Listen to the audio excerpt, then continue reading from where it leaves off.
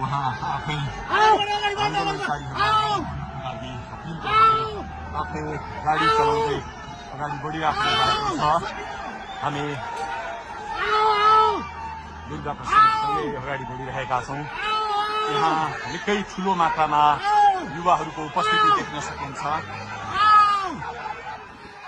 निकै ठुलो मात्रामा युवाहरूको उपस्थिति, प्रहरीको बार तोडेर दुर्गा प्रसाई आफै अगाडि बढ्दै हुनुहुन्छ। प्रहरी घेरामा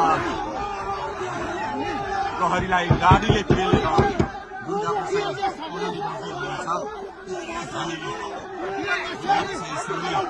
अगाडि बढ्दैछौँ। जहाँ कसैले रोक्न सक्ने अवस्था छैन, कसैले प्रहरीलाई पेलेर अगाडि बढिरहेको भएको छ।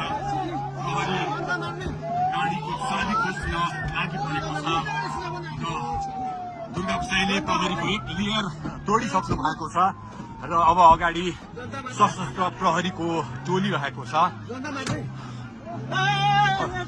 उहाँ अगाडि बढिराख्नु भएको छ। यो गाडीमाथि प्रहरीले अन्धाधुन्दा लाठीचार्ज गरिरहेको छ। तपाईँ देख्न सक्नुहुन्छ दुर्गा प्रसाईको गाडीलाई प्रहरीले रोकिराखेको अवस्था। उहाँले यो प्रहरीका सम्पूर्ण सुरक्षा घेरा तोडेर दुर्गा प्रसाई अगाडि बढ्नु भएको छ र यति बेला तिनखुनेको यो पुलबाट अगाडि बढिसकेको छ। यो दृश्य अगाडिपट्टि